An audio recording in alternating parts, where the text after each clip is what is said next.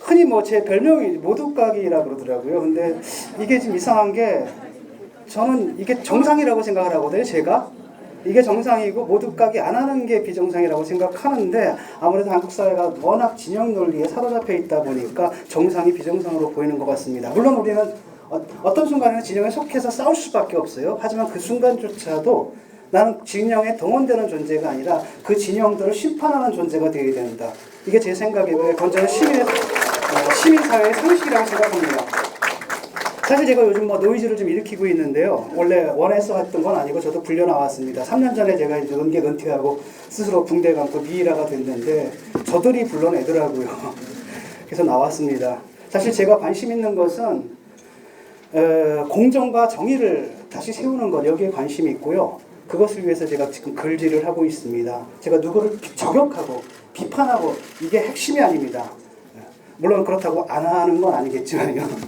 그래서 논객의 임무로서 저는 지금 뭐 저 사람들이 사용하고 있는 프로파간다, 머신을 마비시키는 거, 예컨대 뭐 있죠. 선동하는 사람들, 거기에 이제 주력을 하고 있지만 제가 하는 일에서 중요한 것은 파괴적인 측면보다도 생산적인 측면들 또는 건설적인 측면에 좀 주목해 주셨으면 합니다.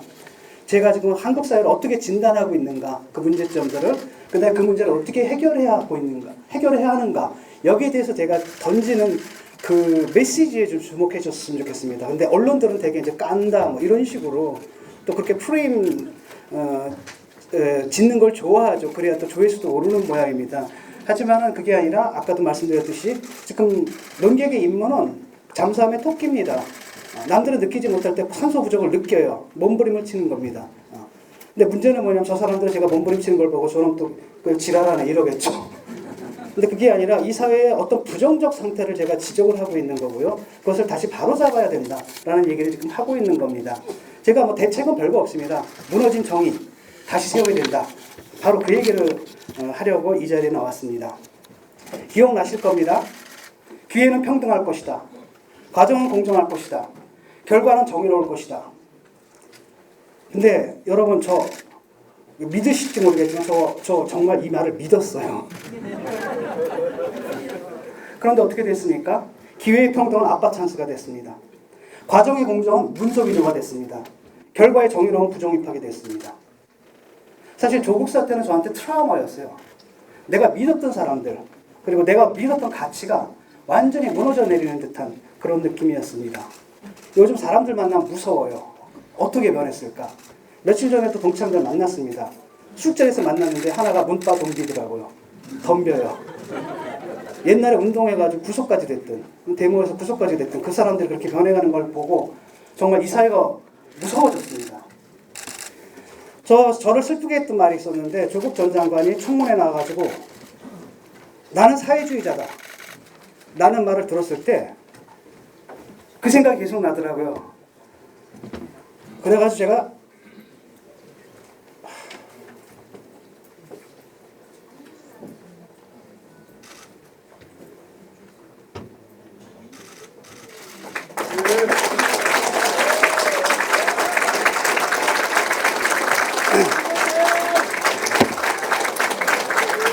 요즘은 나이가 드니까요. 화가 나면 눈물이 나요.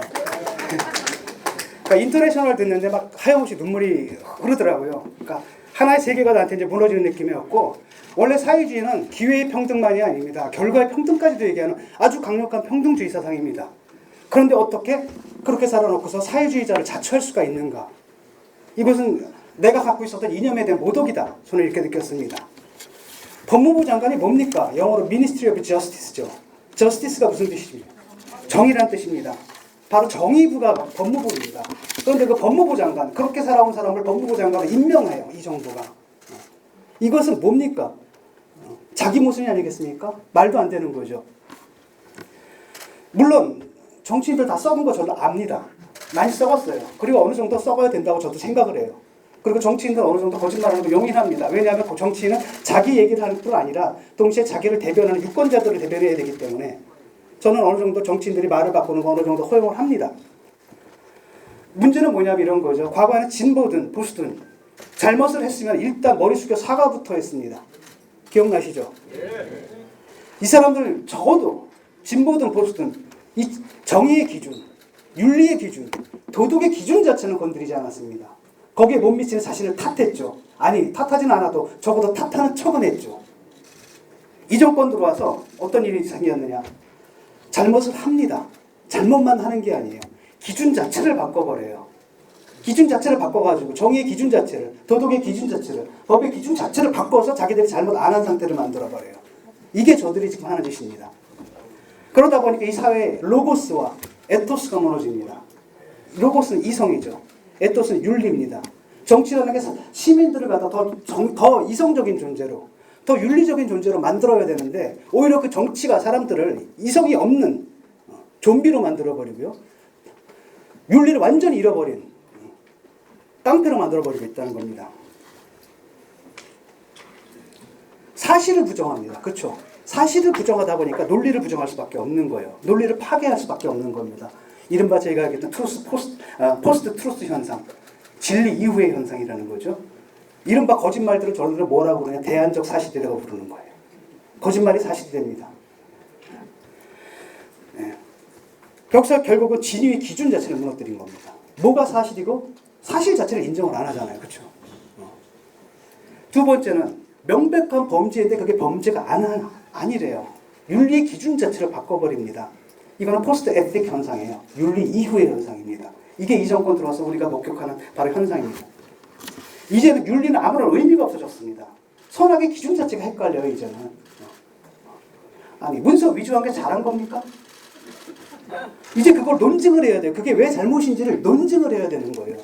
우리가 2 더하기 2는 4다라는 걸 갖다가 논증하기 시작하면 소통 자체가 안 됩니다. 그런 식으로 논리와 윤리에서 우리가 공리라고 얘기를 할 수 있는, 굳이 말할 필요도 없이 공유하는 그 기준 자체를 그들이 무너뜨려 버렸습니다. 거기서 끝나는 게 아니에요. 자기들만 그렇게 타락하고 끝나면 저는 이렇게 분노하지 않았을 겁니다. 그것을 프로파간다 머신을 통해서 모든 사람들의 도덕으로 만들어 버렸어요. 내가 만난 친구도 그럽니다. 아, 그거 나도 했다. 우리 아들 들어갈 때 서류 조작 나도 했다. 그 잘한 겁니까? 그 용인이 됩니다.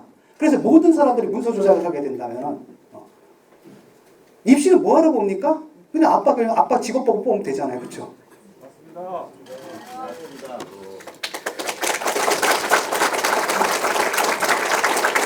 그래서 불법과 편법과 부도덕이 새로운 정의가 돼버렸어요. 이 사회에서는. 저 사람들은 어떤 사람들이냐면 선악의 피 안에 사는 사람들이에요. 진위의 피 안에 사는 사람들입니다. 니체가 말한 초인이에요. 그리고 우리들은 법인들이죠. 도대체 왜 그랬을까 생각해봤어요. 어떻게 이런 일들이 벌어질 수 있을까? 옛날에 운동권이 두 주류가 뭐였습니까? 이른바 PD와 NL이었잖아요. 저는 이제 PD 쪽에 속했습니다. 아마 조국 씨도 그랬을 거예요. 이분이 자기를 뭐라고 불렀죠? 아까 사회주의자라고 그랬잖아요. 아직 그 짓을 하면서 자기가 사회주의자라고 생각을 해요. 이 허위의식. 그러니까 실제로 저는 그럴 거라고 믿어요. 두 번째는 뭐냐면 그 얼마 전에 그 종로에 전셋집까지 얻었다가 도망간 분이 있죠. 무슨 일인지 모르겠지만. 근데 그분이 뭐라고 얘기했습니까? 아, 그 일 그만두고 자기 통일운동에 매진하겠대. 근데 아직도 자기가 통일운동가라고 생각하는 거죠. 그분들은 아직도 자기가 운동을 하고 있습니다. 자기들은 아직도 개혁가고요. 아직도 혁명가고요. 아직도 운동가고요. 그래서 아직도 순결한 거예요. 그런 순결한 내가 잘못할 수가 없는 거죠. 잘못했다라고 한다면 그럼 그건 도덕의 기준이 잘못된 거예요. 그 도덕의 기준을 바꿔야 되는 겁니다. 내 자신을 지키는 게 바로 개혁을 지키는 거고요. 혁명을 지키는 거고요. 운동을 지키는 거예요. 그렇게 생각한다는 겁니다. 한마디로 돈키호테 현상이죠. 돈키호테는 자기가 쓴 소설과 현실을 구별 못하잖아요. 현실의 돈키호테는 아주 비루한 존재입니다. 하지만 그의 머릿속의 자신은 뭐예요? 정의의 기사죠. 그들이 그렇습니다. 거기서 끝나면 돼요. 괜찮습니다. 돈키호테 하나 정도 있는 건 나쁘지 않아요. 우리 구경하면 되잖아요. 문제는 이 돈키호테가 모든 사람들을 다 쌀조 판자로 만든다는 겁니다. 이 주관적 창란이 프로파간다 마신을 통해 가지고 그 다음에 그 어용 지식인과 어용 언론과 수많은 어용들이 있죠. 어용들 협력을 통해 가지고 대중의 의식에 주입돼서 대중들의 세계 자체를 만들어 버린 겁니다. 그래서 이 사람들이 몽땅 다 서초동에 가서 사랑해요 종교의식.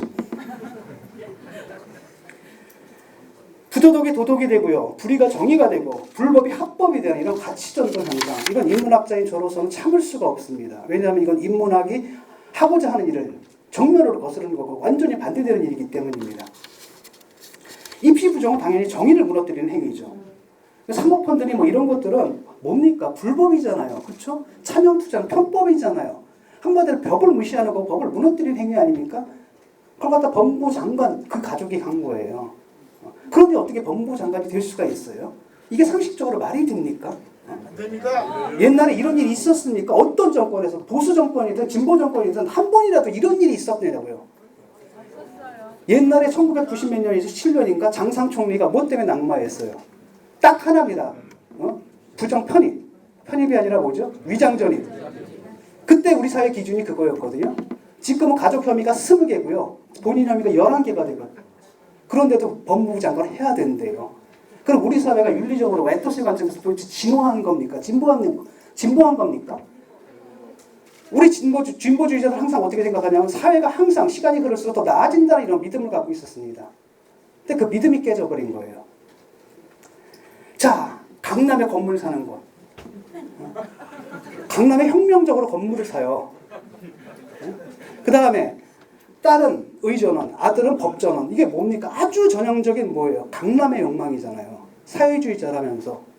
실제로 이 사람들이 가진 욕망은 자본주의적 욕망이고 자본주의적 욕망 중에서도 가장 천박한 형태의 속물 자본주의와 천민 자본주의. 그렇습니다.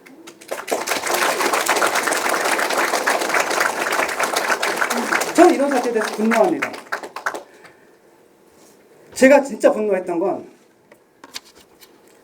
서초동에서 그런 얘기를 해요. 정경심 교수의 친구라는 분이 나와가지고 하는 얘기입니다. 뭐라고 얘기를 하냐면은 여러분 조국 장관님 그렇게 능력이 없으십니까? 우리 정경심 교수 같은 훌륭한 영문학자를 하필 경상북도 풍기읍 영주시 풍기읍 왜 시골 대학에다 꽂았냐라는 거죠. 서울에 있는 대학에다 팍팍 꽂아주시죠. 거기 모인 사람들이 환호합니다. 이게 뭡니까 도대체? 그 다음에 정경심 교수의 변호인도 그런 얘기를 하더라고요. 어디서 있는지도 모를 대학의 표창장이 왜 쓸모가 있느냐. 아니 어디에 있는지도 모를 그 대학의 교수 자리를 왜 안 내놓습니까 그러면.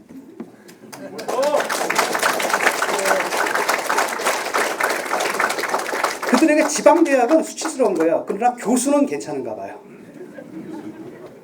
민주당 사람들도 마찬가지입니다. 어디에 있는지도 모를 대학 이런 식으로 지방 멸시하고 말이죠. 차별하고.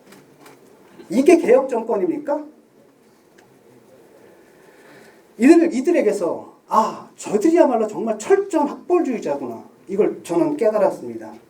그리고 저는 이제 이번에 아주 좋은 경험을 했는데 제가 지방대학에 있었잖아요.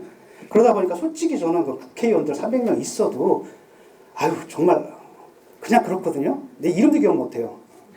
아무것도 아니죠. 그래서 저거 왜 하나 싶었거든요. 근데 그게 아니라 제가 을이 되다 보니까 현장에서는 그 권력이 엄청납니다. 그래서 저렇게들 다 저걸 하려고 하는구나. 제가 정말 보면서 저들의 그 갑질이라는 거 있잖아요. 갑질이라는 걸 옆에서 지켜봤습니다. 그걸 갖다 제가 당했어요. 그전엔 저는 프리랜서였기 때문에 저는 그냥 마음에 안 들면 헤어져요. 딱 마음에 안 들면 얘 위법입니다. 우리 보지 맙시다. 안 봅니다.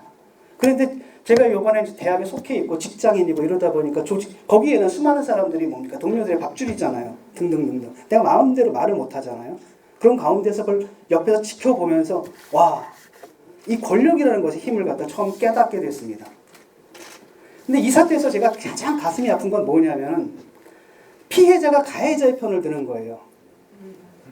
야마모토 타로라는 사람, 일본의 정치인 있죠. 그분도 막 연설하다 울더라고요. 어떤 사람이 성중 중에 하나가 위선자라고 외치니까 이 사람이 뭐라 그러냐면 저분은 자기가 피해자인데도 가해자 편을 들고 있다. 난 그렇게 가슴이 너무 아프다. 나 그 말에 너무 공감을 해요. 이게 사실 어디서 나타나는 현상입니까? 사이비 종교에서 나타나는 현상이잖아요. 거짓말을 누군가 하잖아요. 왜 하겠습니까? 이유가 있습니다. 뭔가 이익이 있기 때문에 거짓말을 하는 거예요. 부당한 이득이 있는 곳에는요, 반드시 누군가 손해를 봐요. 그럼 상식적으로 생각해보세요. 이익을 보는 건 누구고 손해를 보는 것은 누구겠어요? 그 사람들 내가 볼 때 그들에게 환호하는 그 사람들은 손해를 보는 축에 속한다고 저는 생각합니다. 그런데 그들이 가해자를 옹호해요. 조민이라는 학생 때문에 누군가 하나 떨어졌을 거 아니에요. 자기 자식이 어느 쪽에 속할까요? 남들 제치고 특권층일까요? 아니면 그 특권층 때문에 떨어져야 하는 그쪽일까요? 나는 99.9%는 후자라고 생각합니다. 그럼에도 불구하고 자기 자식을 가진 사람들이 어떻게 이런 사회를 갖다 자식한테 물려줄 생각을 하냔 말이에요. 이건 진보 보수의 문제가 아닙니다.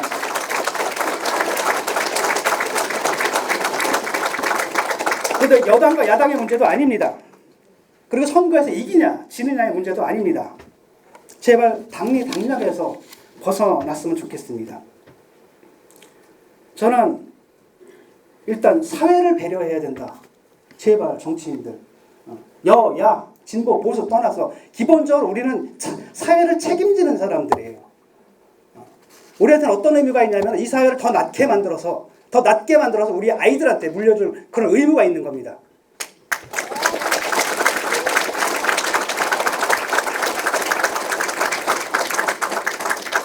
우리들의 아이들이에요. 내 아이가 아니라. 그렇죠? 정치란 건 공적인 겁니다. 그렇죠? 내 아이를 위해서 정의를 무너뜨리는 게 아니라 설사 내 아이가 손해를 본다 하더라도 우리 모두의 아이를 위해서 정의를 세워야 된다. 이게 보수든 진보든 누구나 지킬 기본적인 가치라고 생각합니다. 이거 안 지키면 정치하면 안 돼요.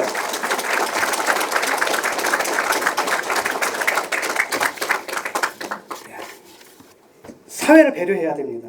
누구든지 여러분들 한번 생각해 보십시오. 이 사회라는 것이 유지되려면 뭐가 있어야 됩니까? 게임의 규칙이라는 게 있어야 돼요.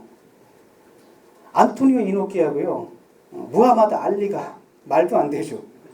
같이 경기를 한다 할지라도 링에서는 같은 규칙을 공유해야 되는 겁니다. 그런데 그 규칙들을 깨요. 그러니까 결국 뭐가 되냐면 내로 남불이 되는 겁니다. 내가 로맨스고 너희들이랑 불륜이고 한 사람이 같은 말을 갖다가 했던 말을 다음 날이랑 또 다른 말을 해요. 그때 기준이 바뀌어 버립니다. 이런 사회 자체가 유지될 수가 없는 거죠. 그리고 무엇보다도 자신을 배려해야 된다고 생각을 합니다. 저는 정치의 목적은 두 개라고 생각을 해요. 사회에 대한 책임감, 그다음 바로 자기 자신에 대한 책임감. 누가 대신 배려해 주는 거 아닙니다. 자기 자신은 자기가 배려해야 되는 겁니다. 저는 정치를 내가 왜 했느냐. 사실 아리스토텔레스는 어떻게 보면 정치 철학적으로 상당히 보수적인 사람입니다. 난 그 사람 말에 동의를 해요. 아리스토텔레스가 뭐라고 얘기했냐면 인간은 정치적 동물이다. 존 폴리티콘이라고 했죠. 거기서 정치적이라는 말은 폴리스예요. 폴리스 안에 있는 존재들입니다. 폴리스 밖에는 신들과 동물들이 있어요. 폴리스 안. 다시 말하면 인간은 폴리스 안에서만 비로소 인간이 될 수 있는 거예요. 분명히 개인주의 사상은 아니죠. 그러니까 인간은 정치를 참여하는 그 행위를 통해서만 비로소 다른 동물들과 구별되는 인간만의 종적인 특성들, 바로 논리라든지 윤리라든지 이걸 갖출 수 있다. 이게 아리스토텔레스 사상입니다. 저는 거기에 깊이 공감합니다. 제가 정치에 관심을 갖고 그게 열심히 참여해오고 정치인은 아니지만 그 누구보다도 정치에 대해서 많은 발언을 하고 했던 것은 바로 정치가 갖고 있는 시민사회에 대해서 정치가 갖고 있는 이런 중요한 의미 때문이었습니다. 사람들을 더 똑똑하게 만들어야 돼요. 로고스입니다. 정치를 통해 가지고 무엇이 옳은가 무엇이 그른가 어떤 게 참인가 거짓인가 수많은 토론과 논쟁과 대화를 통해 가지고 사람들을 훨씬 더 똑똑한 존재로 만들어 버려야 돼요. 아, 저 사람 정말 정치에 참여하더니 완전히 달라졌구나. 정말 스마트해졌네. 이렇게 만드는 것이 정치의 목적이라고 생각합니다. 에토스, 윤리적이어야 돼요. 저도 윤리적인 사람 아닙니다. 저도 나쁜 짓 몰라. 안 보는 데서 나쁜 짓 해요. 담배꽁초도 가끔 버리고 말이죠. 안 볼 때 그냥 신호등 슬슬 위반하 건너기도 하고. 그럼에도 불구하고 일단 그건 나쁘다는 건 알아요. 어쨌든 그렇게 살던 존재가 하다 보니까 그럼에도 불구하고 이거 담배꽁초를 버려서는 안 되는구나. 아무도 없다 하더라도 그곳에서도 신호등을 지켜야 되는구나. 그렇게 변해가는 거 있잖아요. 점점 더 윤리적인 존재로 변해가는 거. 대화를 통하면 그렇죠. 상대를 비판하게 되고 상대를 비판할 때 공약의 부담이라는 걸 줘요. 버든 오브 커미트먼트. 내가 얘기를 했기 때문에 나는 지켜야 되는 거예요. 그런 과정 속에서 남한테 했던 그 비판이 자기한테 돌아와서 자기를 갖다 좀 더 누구보다도 엄격한 기준을 자신한테 들이대면서 사람을 갖다 좀 더 윤리적인 존재로 만들어버리는 것. 저는 이것이 정치의 목적이라고 생각합니다. 이 로고스와 에토스를 그들이 무너뜨려 버렸습니다. 그것을 마비시켜 버렸습니다. 슬픕니다. 그래서 사람들을 갖다 점점 더 열등한 존재를 만들어 버려요. 로고스를 마비시켜 버려요. 이성적인 판단을 못하게 만들어 버립니다. 윤리의식을 마비시켜 버려요. 그들이 저질렀던 모든 부정과 부패와 비리들이 몽땅 다 정상이라고 얘기를 해요. 너희들은 안 그러냐? 아, 우리들도 그런데요. 함께 망가집니다. 한번 보세요. 대중들만 그런 게 아니라 멀쩡하던 지식인들도 다 이상해졌어요. 저는 그게 너무나 가슴 아픕니다. 정치인들이 있고요. 정치인들은 항상 대중을 동원하려고 합니다. 대중 동원하는데 가장 좋은 방법은 뭡니까? 혐오, 미움, 증오, 그렇죠? 상대에 대한. 그래서 선동을 하는 방법입니다. 그걸 막아주는 게 중간에 담는 층입니다. 지식인들이 있어요. 걸러주고 비판해주고 여기가 완전히 마비되어 버렸습니다. 그들도 바로 통치기구, 지배기구의 한 파트가 되어버렸어요. 그리고 그들과 이익을 공유해요. 안도현 씨 뭐라고 얘기했습니까? 연탄재 발로 차지 말라고 하더니 연탄재 볼 일도 없을 어떤 강남 사모님을 위해서 강남의 꿈을 무시하지 말라고 합니다. 강남에 아파트 사는 꿈이 왜 죄냐고 묻습니다. 누가 그거 죄라고 그랬습니까? 강남에 아파트 사는 꿈 꾸세요. 다만 그 꿈을 합법적인 방법으로 실현하세요.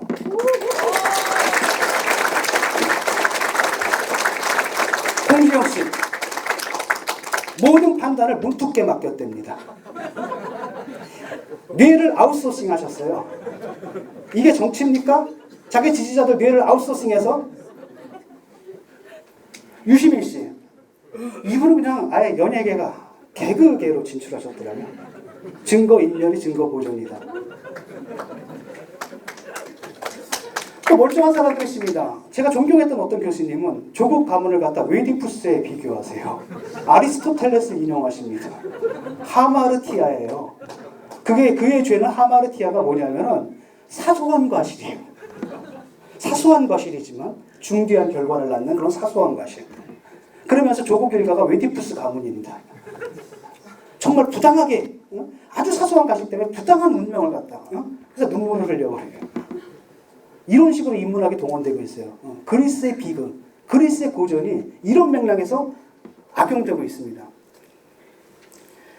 사회를 배려하고 자신을 배려해야 됩니다. 여러분 어떤 정치, 저는 모르겠습니다. 아마도 여러분들이 추구하는 그 정책, 이념, 거기 동의하지 않을 수도 있을 거예요. 저보다는 제가 볼 때 여러분들이 좀 더 보수적이신 것 같아요.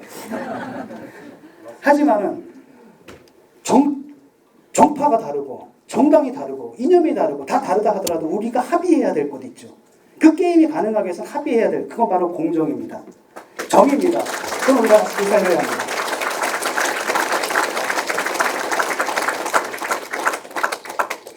제가 화나는 건 이런 거예요. 저는 믿습니다. 저는 어떤 면에서 데카르트주의자예요. 모든 사람은 타고날 때부터 이성을 가지고 태어난다. 저는 모든 사람들은, 모든 시민은 태어날 때부터 로고스와 에토스의 능력을 갖고 태어난다고 생각합니다. 그래서 갖고 태어난 그 천부의 그 능력들을 갖다 실현시켜주고 발전시켜주는 것이 바로 정치의 역할이라고 봅니다.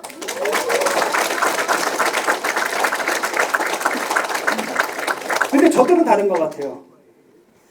저 사람들 시민들을 어떻게 생각하느냐. 자신들의 프로파간다에서 멍청하게 선동당하는 존재로 봅니다. 저들은 자신들의 정치 기획에 의해서 얼마든지 동원될 수 있는 그런 존재로 봅니다. 대중은. 그리고 그 얄팍한 이벤트에 의해서 감동당하는 그런 존재로 보는 겁니다. 그들은 대중을 믿지 않아요. 그들은 대중의 이성을 믿지 않습니다. 그들은 대중의 윤리의식을 믿지 않아요. 자기들에 의해서 얼마든지 선동당하고 동원당하고 조작당할 수 있는 그런 존재고, 그들을 그렇게 선동하고 조작하고 동원함으로써 자신들의 이익을 얼마든지 취할 수 있다라고 이렇게 믿습니다. 저는 대중들에 대해서 갖고 있는 이들의 이 의식이 너무 무섭고 너무 끔찍하고 너무 혐오스러워요.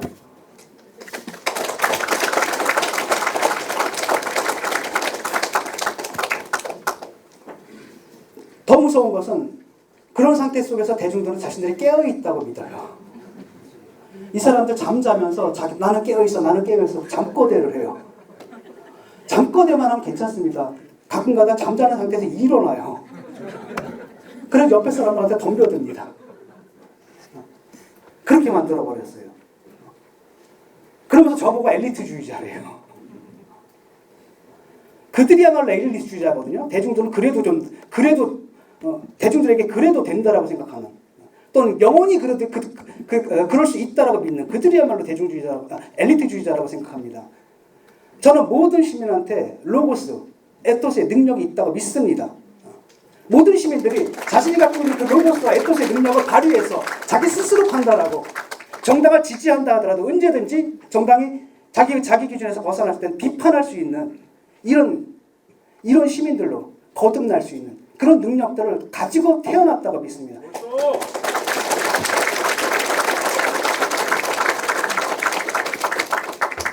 예, 그래서 에토스와 로고스가 다시 돌아가죠. 에토스와 로고스를 다시 세워야 합니다. 이 세우는 방법은 뭡니까? 어느 과정에서 세워지죠? 그것은 바로 정의를 세우는 과정에서 세워지는 겁니다. 사람마다 정의에 대한 기준이 조금씩은 다를 거야. 이게 정의다, 저게 정의다.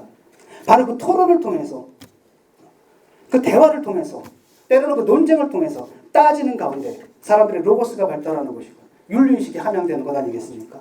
그래서 저는 이 사회에 정의를 세운다는 것은 이 사회 자체를 배려하는 것이죠. 동시에 개인을 배려하는 기대하고 굳게 믿습니다.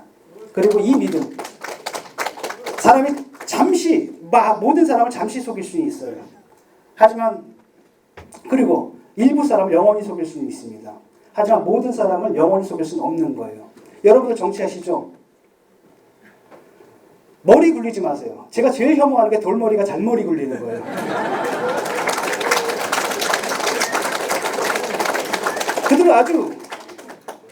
그들은 아주 교만하거든요.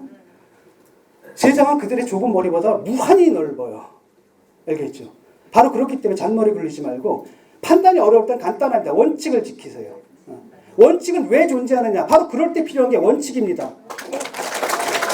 수많은 시행착오를 통해 가지고 우리가 세운 것이 바로 그 원칙이고 그것을 우리가 어기려고 할 때 뭔가 잘못되어 가고 있는 겁니다. 그 원칙. 그리고 하나. 최선의 정책은 뭐냐? Best policy is 뭐예요? honesty입니다. 여러분 정직하세요.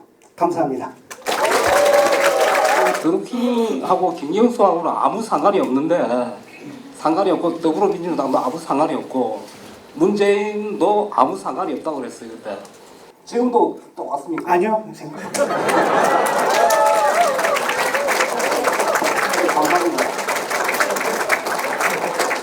그때는 조국도 깨끗하다라고 얘기했죠 제가.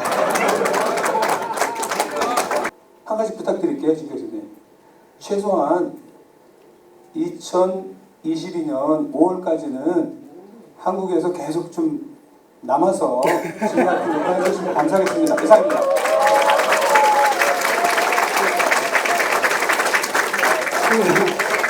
어떻게 될지 모르겠지만 저도 어떻게 될지 모르겠지만 사실 제 계획은 뭐였냐면은 제가 이 사회에 던질 메시지가 있고요. 그 메시지가 던지게 되면 또 다시 잠수 타는 게 제 계획이었고요. 그 시기가 언제가 될지는 모르겠습니다. 저는 사실은 그것보다는 더 굉장히 더 짧게 보고 있습니다. 그리고 이제는 제가 여기 있는 것도 우스운 거예요. 지금 제가 이런 거 할 짬밥입니까?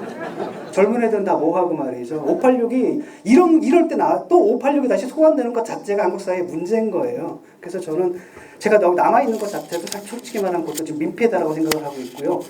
아마도 젊은 세대들이 막 나올 겁니다. 그리고 그들을 위해서 우리가 지금 물러나야 되겠다라고 저는 생각합니다. 그들에게 기회를 줘야 되겠다라고 생각합니다. 감사합니다.